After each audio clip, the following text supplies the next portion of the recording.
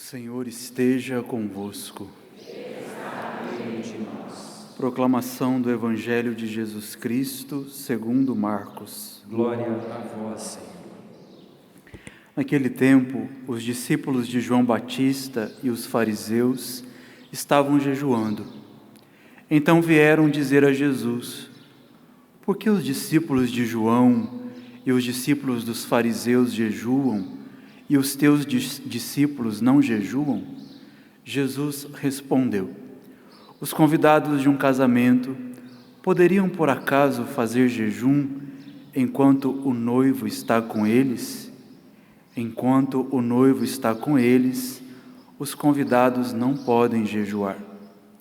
Mas vai chegar o tempo em que o noivo será tirado do meio deles. Aí então eles vão jejuar. Ninguém põe um remendo de pano novo numa roupa velha, porque o remendo novo repuxa o pano velho e o rasgão fica maior ainda. Ninguém põe vinho novo em odres velhos, porque o vinho novo arrebenta os odres velhos e o vinho e os odres se perdem. Por isso, vinho novo em odres novos. Palavra da salvação. Glória a vós, Senhor. A todo homem que procede retamente, eu mostrarei a salvação que vem de Deus. A todo homem que procede retamente, eu mostrarei a salvação que vem de Deus. Meus queridos irmãos e irmãs, a vinda de Jesus a este mundo teve como objetivo e missão principal dar aos homens uma vida nova. É verdade que antes da vinda de Jesus, a vida dos homens estava estragada pelo pecado. E o mistério da encarnação do Filho de Deus, sua morte na cruz, o mistério da Eucaristia, visavam, sobretudo, comunicar a todo homem esta salvação que vem de Deus. Este salmo, ele cabe quase que literalmente na boca e na voz de Jesus. A todo homem que procede retamente, eu mostrarei a salvação. Eu darei a salvação. Essa foi a missão de Jesus, que ele a cumpriu de maneira tão bela, tão santa e tão excelente. Tirar o pecado do mundo. Assim Jesus foi apresentado por João Batista, e assim todas as vezes que nós celebramos a missa, nós repetimos este mistério sobre o altar do Senhor. Jesus é o Cordeiro de Deus que retirou deste mundo a grande tragédia do pecado. É preciso dizer e reconhecer, meus irmãos, que a pior coisa que aconteceu à humanidade foi o pecado. A pior tragédia não são nem mesmo as enfermidades. E vejam, nós estamos rezando esta missa, pedindo a vitória sobre as enfermidades, mas elas, por piores que elas sejam, e nós rezamos e pedimos a Deus a cura, mas por piores e mais dolorosas que sejam as doenças, elas não são o pior mal da humanidade. O pior mal da humanidade não são as guerras, não foi essa recente e terrível pandemia que nós vivemos. Por trás de tudo isso, das enfermidades, das guerras, das pandemias, dos sofrimentos, existe uma tragédia principal, mais terrível e mais tenebrosa, chamada pecado. É por causa do pecado que nós sofremos. E nós podemos pensar assim, mas aquela pessoa doente não fez nada de mal para sofrer o que ela está sofrendo. Sim, mas o pecado tem um aspecto comunitário. Todo pecado que nós, infelizmente e desgraçadamente praticamos, por mais escondido que seja, ele repercute em nós e na humanidade. E a palavra de Deus já disse, São Paulo deixou isso bem claro, o grande salário do pecado é a morte. As pessoas que não se converterem do pecado irão experimentar este terrível salário, a morte eterna. É por isso que no evangelho que nós ouvimos, de uma maneira figurada, Jesus está dizendo que é incompatível tentar unir a vida com Cristo e a vida de pecado. É preciso da nossa parte uma decisão. Não dá para ficar na coluna do meio. Ou nós continuamos no pecado, ou nós aderimos a Jesus e viemos para a vida da graça, a vida da santidade. Os odres, este objeto da culinária do tempo de Jesus, era uma espécie de saco feito com peles de animais, peles de camelos e de outros animais. O couro desses animais era extraído e com esses odres se conservavam os vinhos. E na medida que o vinho ele fermentava, os odres se inchavam e eram capazes de conter o vinho. É por isso que Jesus está dizendo que se a pessoa utilizasse um odre velho para colocar vinho novo, quando o vinho fermenta, o odre não tem mais o que esticar e ele se arrebenta, se estoura e se perde os odres e o vinho novo. De maneira figurativa, Jesus está dizendo para nós que é incompatível para um católico querer viver a sua fé sem se converter. É incompatível para nós continuarmos na igreja, continuarmos frequentando as nossas paróquias, as nossas comunidades, mas vivendo a mesma vidinha de pecado. E a expressão vidinha, ela expressa justamente isso, a vida baixa, que é a vida do pecado. É incompatível. Infelizmente, existem pessoas que vão à igreja, que frequentam os grupos de oração e que veem a Deus e a igreja somente como uma despensa ou um depósito.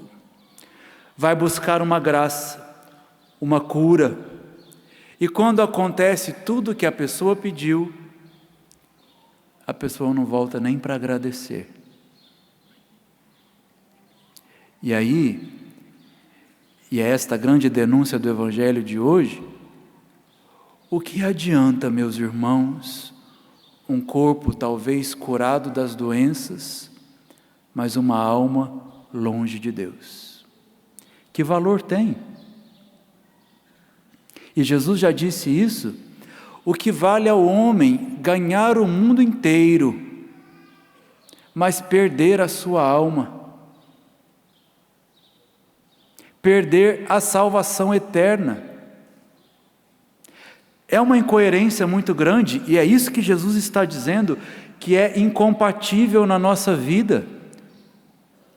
Nós não podemos aceitar uma vida estragada pelo pecado e tentar de maneira sutil ou até de maneira enganosa fazer com que essa vida estragada fique compatível com uma vida cristã. É impossível. O evangelho que nós ouvimos é um apelo à conversão. Vida nova exige atitudes novas. Dizer que seguimos Jesus, que estamos no seu caminho, na sua fileira, mas não mudamos de vida, é algo incompatível com a escolha que nós fizemos. Vida nova combina com atitudes novas. Vida nova não combina com atitudes velhas, estragadas.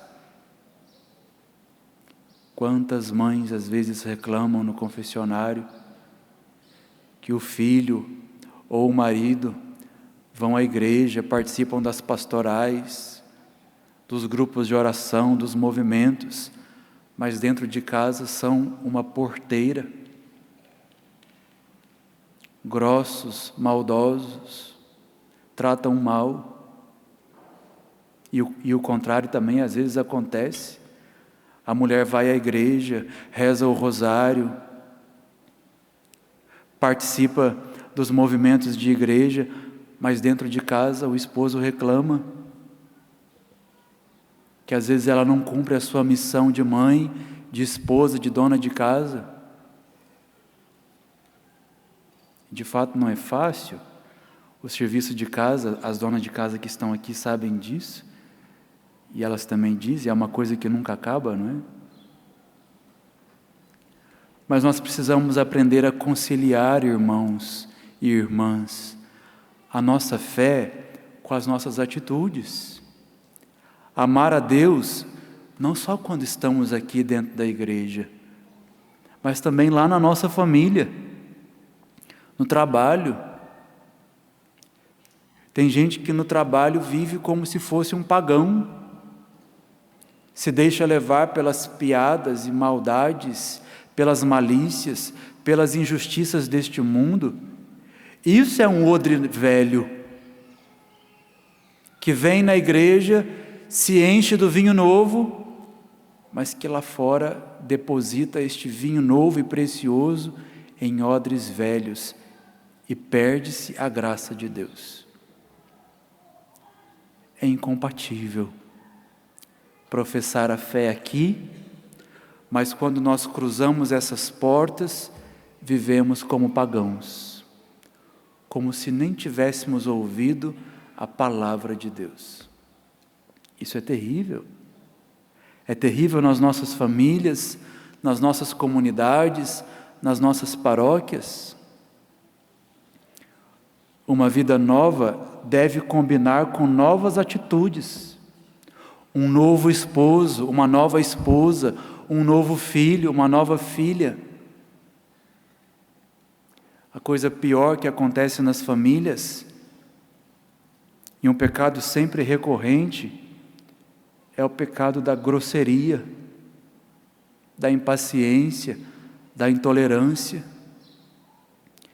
Percebam que às vezes as pessoas que nós mais amamos são as pessoas que infelizmente às vezes tratamos mal, na maioria das vezes. Veja como é incompatível. O coração ama, mas ao mesmo tempo que ama, infelizmente é capaz de tratar mal. Então hoje a palavra de Deus e essa missa pelas famílias está nos convidando a unir coração e atitudes, fé e vida nova, vida na graça de Deus.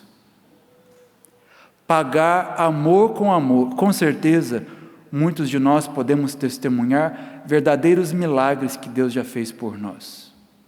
Graças que nós alcançamos, curas, libertações, enfermidades gravíssimas que Deus, na sua bondade, reverteu e nos devolveu a vida, como um ato de amor por nós. E a pergunta é, como é que nós estamos pagando o que Deus fez por nós? Quando uma pessoa recebe um milagre, quando uma pessoa recebe uma cura, ela recebe quase que uma obrigação de se converter. Não tem como. É impossível viver da mesma maneira depois de ser tocado pela graça de Deus. Nós precisamos convir que seria muita ingratidão. Seria um coração muito duro. Depois de ver tantas graças, tantos milagres e continuar na mesma vida. Amor se paga com amor. E eu diria, se os milagres que Deus já fez por nós não nos fizeram pessoas melhores, esses milagres foram estéreis.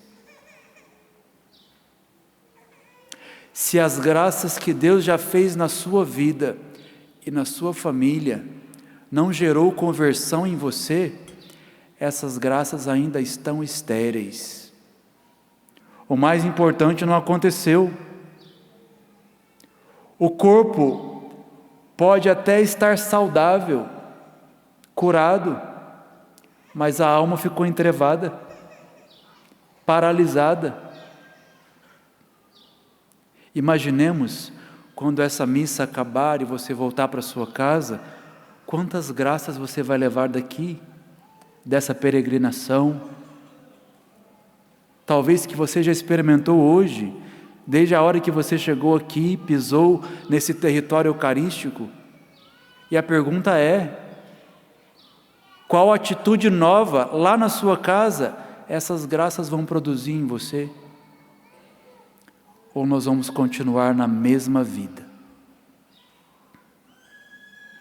A igreja ensina, através dos seus santos, que não existe nada mais bonito do que uma alma em estado de graça. A coisa mais bela que existe neste mundo é uma alma purificada.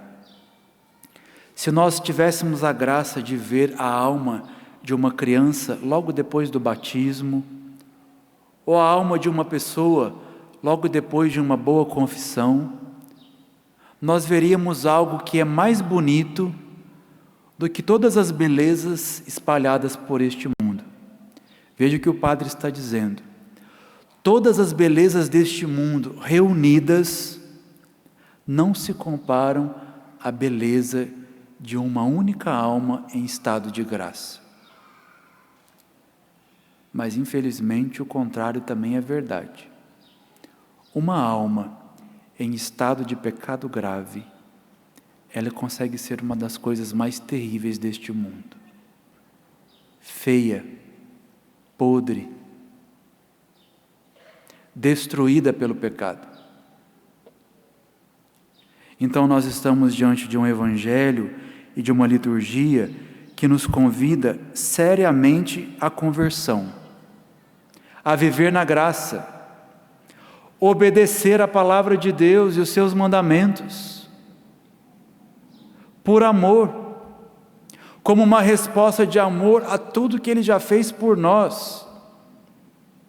Então, aquelas pessoas que estão aqui ou que estão em casa e que talvez infelizmente estão com a alma assim, suja, elas precisam fazer uma boa confissão, procurar um sacerdote e lavar a sua alma do pecado, para voltar a ser um odre novo, para voltar ao estado de graça, para voltar a obedecer a Deus com todo o coração e com toda a vontade.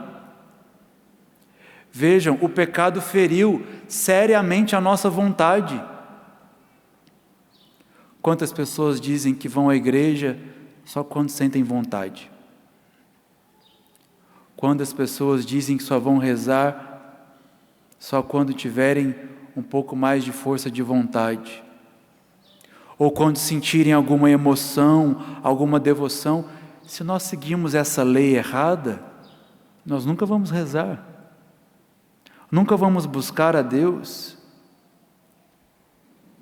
A oração, a vida da graça, é uma necessidade que vai além do sentimento. Nós precisamos aprender a rezar, buscar a Deus, mesmo quando nós não sentimos nada. Mesmo quando a vontade está fraca, nós temos que nos apoiar na nossa inteligência, que nós buscamos a Deus porque precisamos dEle, e não porque sentimos alguma coisa, alguma emoção. Se fosse assim, ninguém iria se alimentar. Só iria se alimentar quando sentisse vontade. Ou só iria ao médico quando sentisse vontade. Existem necessidades na nossa vida que independem da vontade. Nós precisamos fazer para nos manter vivos. Portanto, meus irmãos, a vida com Deus, a vida sacramental, a vida da conversão, das virtudes, não pode depender do sentimento, da emoção, do querer ou do não querer. Nós somos pessoas racionais e os inteligentes sabem que precisam de Deus. Infelizmente, os ignorantes deixam de buscá-lo e acabam vivendo a morte eterna. Que escolha você faz hoje? Diante desta palavra tão séria, para o seu casamento, para a sua família, para a sua paternidade, para a sua maternidade, a santidade ou o pecado?